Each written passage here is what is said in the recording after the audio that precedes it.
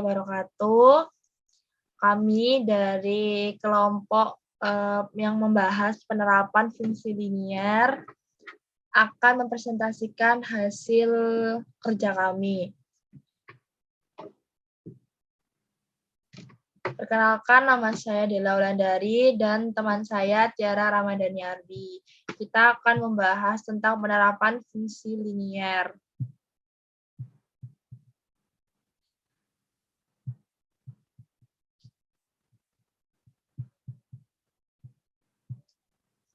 Penerapan fungsi linier. Fungsi linier adalah suatu yang sangat sering digunakan oleh para ahli ekonomi dan bisnis dalam menganalisa dan memecahkan masalah-masalah ekonomi. Hal ini dikarenakan bahwa kebanyakan masalah ekonomi dan bisnis yang bisa disederhanakan atau diterjemahkan ke dalam model yang berbentuk linier. Beberapa penerapan fungsi linier dalam bidang ekonomi dan bisnis yaitu: pertama, fungsi permintaan, fungsi penawaran, dan keseimbangan pasar. Yang kedua, keseimbangan pasar dua macam produk. Yang ketiga, pengaruh pajak dan subsidi terhadap keseimbangan pasar. Yang keempat, fungsi biaya, fungsi pendapatan dan analisa pulang pokok atau PEP, break even point. Yang kelima, fungsi konsumsi dan tabungan. Yang keenam, model penentuan pendapatan nasional. A. Fungsi permintaan, fungsi penawaran, dan keseimbangan pasar. Fungsi permintaan. Fungsi permintaan menunjukkan hubungan antara jumlah produk yang diminta oleh konsumen dengan harga produk. Di dalam teori ekonomi dijelaskan bahwa jika harga naik, maka jumlah barang yang diminta turun. Demikian juga sebaliknya, bahwa jika harga turun, maka jumlah yang diminta naik. Sehingga grafik fungsi permintaan mempunyai slope negatif atau miring ke kiri. Sebagai berikut gambarnya yang sudah kami tayangkan di share screen.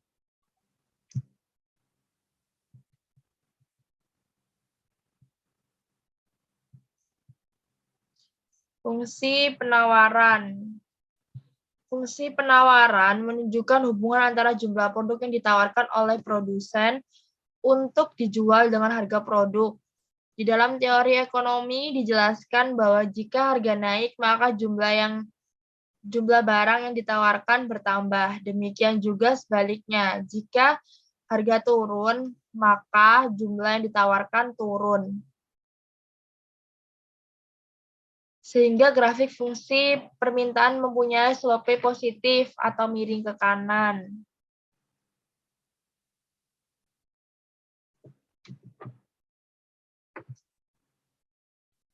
Notasi fungsi penawaran akan barang X adalah sebagai berikut seperti grafik yang sudah kami tayangkan.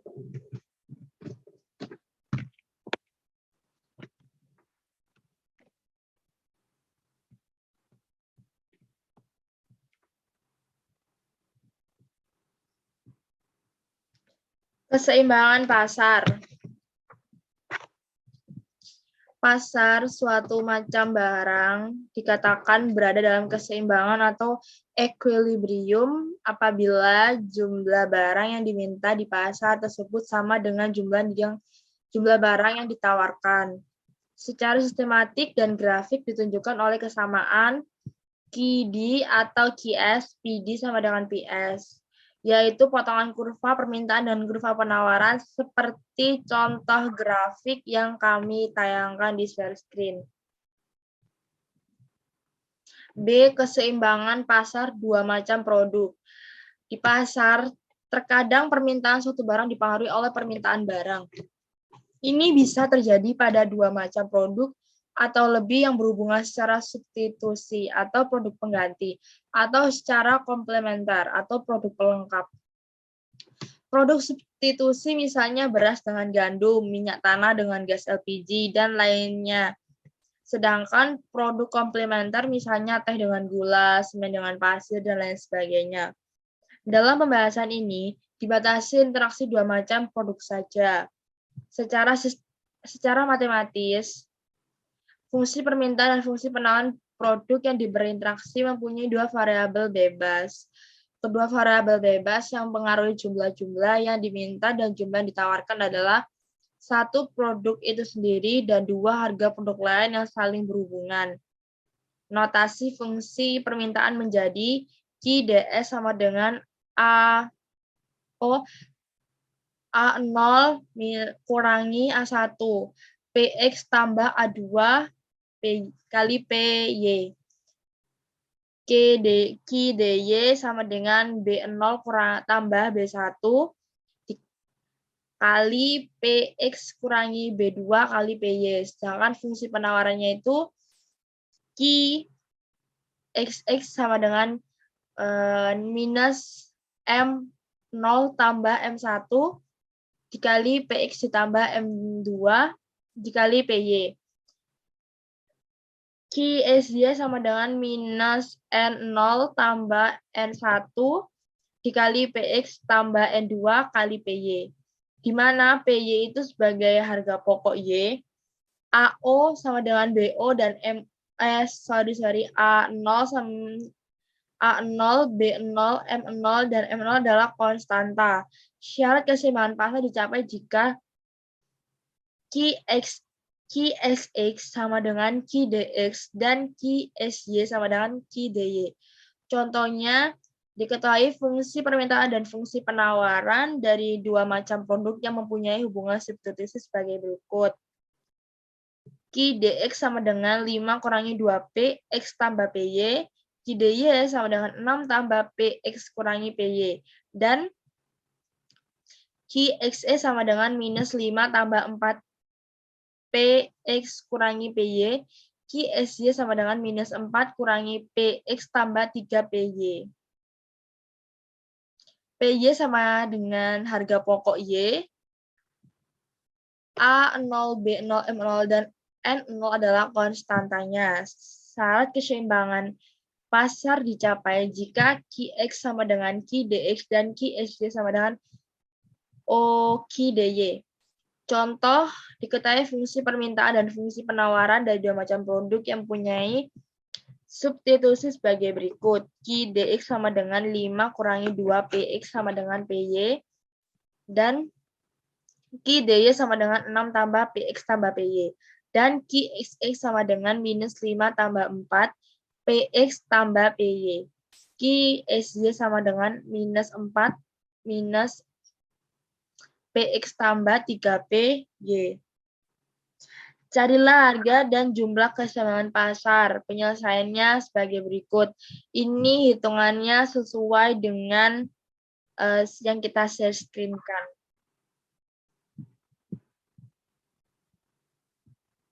Untuk mempersingkat waktu, tidak kita bacakan. C. Pengaruh pajak dan subsidi pada keseimbangan pasar. Adanya pajak yang dikenakan pemerintah atas penjualan suatu barang akan menyebabkan produsen menaikkan harga jual barang tersebut sebesar tarif pajak per unit. Sehingga fungsi penawarannya akan berubah yang pada akhirnya keseimbangan pasar akan berubah pula.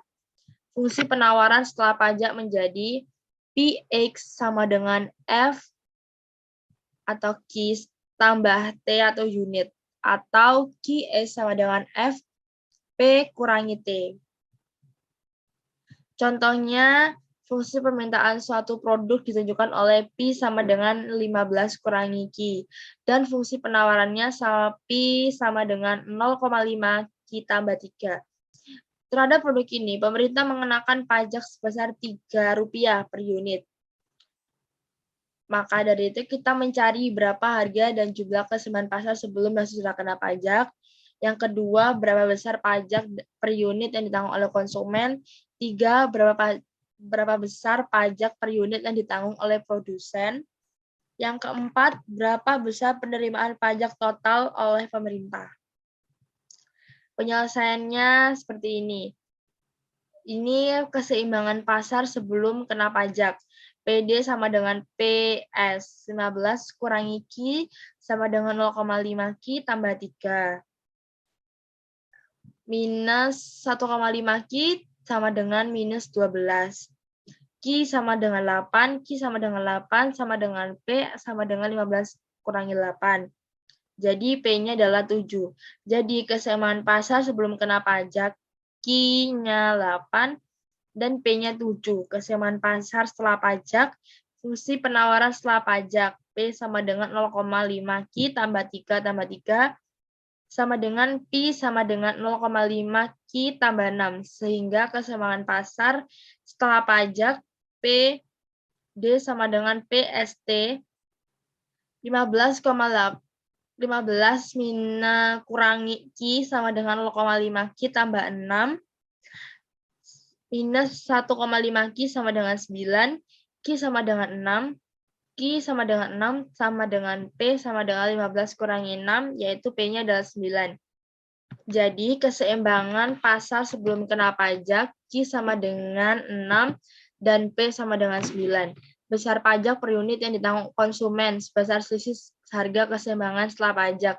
Dengan harga keseimbangan sebelum pajak yaitu 9 kurangi 7 sama dengan 2 per unit. Besar pajak per unit yang ditanggung produsen sebesar selisih tarif pajak per unit yang dikenakan dengan besar pajak yang unitnya ditanggung konsumen yaitu 3 kurangi 2 sama dengan 1 per unit. Untuk slide selanjutnya akan dibacakan oleh Tiara. Besar penerimaan pajak total oleh pemerintah adalah kalian tarif pajak per unit dengan jumlah keseimbangan setelah pajak yaitu 3 kali 6 sama dengan 18. Adanya subsidi yang diberikan pemerintah atas penjualan suatu barang akan menyebabkan produsen menurunkan harga jual barang tersebut sebesar subsidi per unit atau S sehingga fungsi penawarannya akan berubah yang pada akhirnya keseimbangan pasar akan berubah pula. Fungsi penawaran setelah subsidi menjadi P X sama dengan F, Q kurang S, atau PX sama dengan F, P plus S. Latihan nomor 1. Suatu barang mempunyai kecenderungan permintaan sebagai berikut. Jika harganya 2, jumlah yang diminta 12 unit, tapi bila harga naik menjadi 5, permintaannya hanya 6 unit. Sementara itu, di lain pihak, jika harganya 2, produsen menawarkan sejumlah 2 unit, dan bila harganya naik menjadi 5, produsen menaikkan pula jumlah yang ditawarkan menjadi sebanyak 11 unit. Tentukan A. Fungsi permintaan barang tersebut, B. Fungsi penawaran barang tersebut, C. Keseimbangan pasar, D. Tunjukkan keseimbangan pasar tersebut dalam diagram Cartesius. Ke bawah del.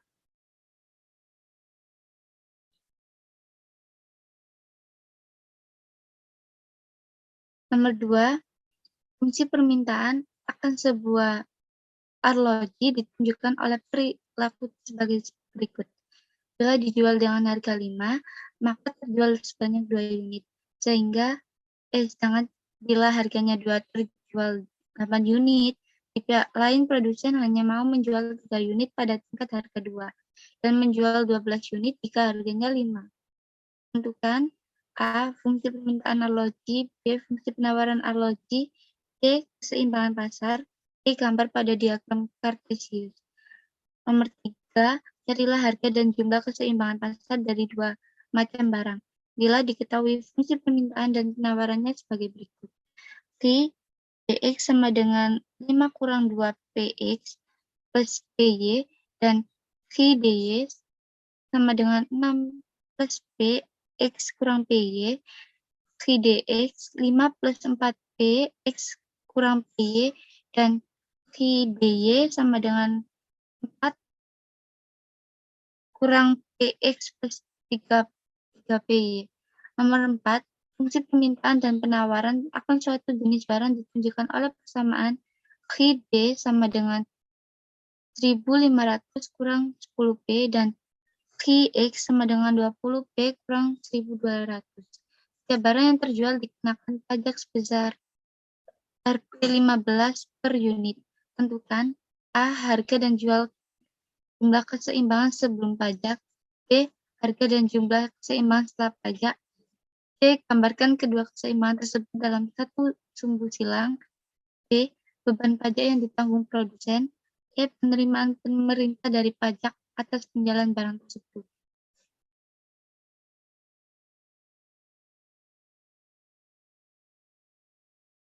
D. Fungsi biaya, fungsi pendapatan, dan analisis impas atau BEP. Fungsi biaya tetap atau fixed cost per FT. Biaya tetap atau FT adalah biaya yang jumlah totalnya tetap dalam kisaran volume kegiatan tertentu. Dengan kata lain, biaya yang jumlahnya tetap meskipun volume kegiatan atau produksi berubah-ubah. Contoh biaya tetap adalah biaya untuk pembayaran faktor kimia makanan, biaya sewa tempat penjualan, dan jumlah penyusunan alat-alat produksi. Jika digambarkan dalam diagram kartesius, di mana sumbu angka adalah jumlah biaya atau rupiah, dan jumlah pendatar adalah volume produksi atau Q, maka garis biaya tetap atau FT berupa garis lurus horizontal. Itu dia adalah grafiknya. Dari gambar di atas, terlihat bahwa jika perusahaan tidak berproduksi akan tetap menanggung biaya sebesar Rp. Fungsi biaya variabel atau variable cost atau FVC. Biaya variabel adalah biaya yang jumlah totalnya berubah sebanding dengan perubahan volume kegiatan. Semakin banyak barang yang diproduksi, biaya variabel akan meningkat sebanding dengan peningkatan jumlah produksi. Contoh biaya variabel adalah biaya bahan baku, biaya bahan pembungkus atau kemasan, dan label. Jika digambarkan dalam diagram kartesius, maka garis biaya variabel atau VC berupa garis lurus ke kanan atas atau kemiringan atau gradien positif. Itu dia adalah diagramnya. Fungsi biaya total atau total cost atau TC. Biaya total adalah hasil dari penjumlahan biaya tetap dengan biaya variabel atau dengan persamaan matematis sebagai VC sama dengan FT plus total VC atau VC sama dengan FT plus VC Q. Jika digambarkan dalam diagram kartesius, maka garis biaya total atau TC merupakan gabungan dari garis biaya tetap atau FT dengan garis total biaya variabel DVC, yaitu berupa garis lurus ke kanan atas kemiringan positif dengan titik awal tidak pada titik 0,0 tetapi dimulai dari biaya tetap. Fungsi biaya total atau tetap total cost atau TC. Biaya total adalah hasil dari penjumlahan biaya dengan biaya variabel atau dengan persamaan matematis sebagai VC sama dengan FT plus total VC, VC sama dengan FT plus VC kali X. Jika digambarkan dalam diagram kartesius, maka garis biaya total atau TC merupakan gabungan dari garis biaya tetap VC dengan garis total biaya variabel DVC, yaitu berupa garis lurus dengan titik awal pada titik 0,0 tetapi dimulai dari biaya tetap. Itu dia adalah diagramnya. Untuk pendapatan atau total revenue atau TR, pendapat adalah jumlah keseluruhan hasil yang diterima dan penjualan produk, yaitu harga per jual per unit, atau P dikaitkan dengan kuantitas penjualan. Q atau dengan pendekatan matematis sebagai TR sama dengan P X Q. Jika digambarkan dalam diagram kartesius, maka garis pendapatan atau TR berupa garis lurus ke kanan atas atau kemiringan atau gradien positif. Dia adalah diagramnya. I. Analisis impas atau BEP, break even point analysis. Break even atau impas atau pulang pokok adalah suatu keadaan perusahaan yang pendapatannya sama dengan jumlah total biayanya. Dengan kata lain, penjualan tidak memperoleh laba tetapi juga tidak menderita rugi atau laba rugi sama dengan 0. Untuk menentukan titik impas dapat dilakukan dengan menggunakan dua pendekatan, yaitu pendekatan grafik dan matematis.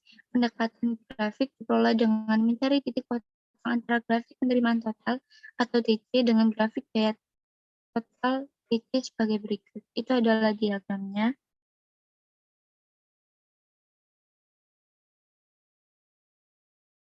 Latihan, Amir merencanakan mendirikan tempat penitipan sepeda motor di dekat terminal. Harga sewa tanah dan bangunan per bulan sebesar 400.000. Tanah dan bangunan itu diperkirakan dapat menampung sepeda motor sebanyak 200 unit. Untuk menjaga sepeda motor, Amir mempekerjakan seorang karyawan secara bergantian yang digaji sebesar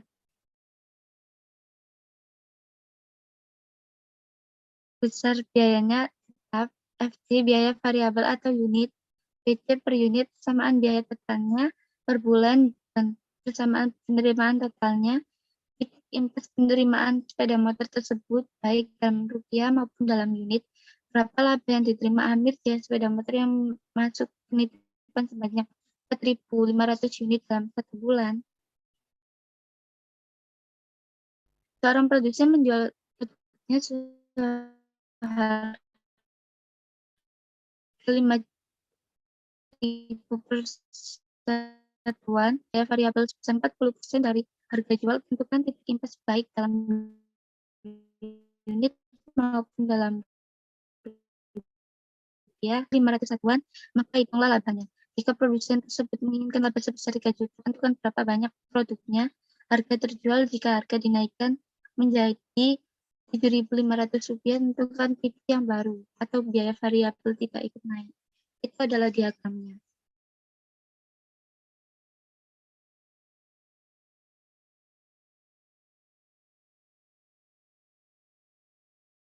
Fungsi konsumsi dan tabungan diperkenalkan pertama kalinya oleh John M. Keynes.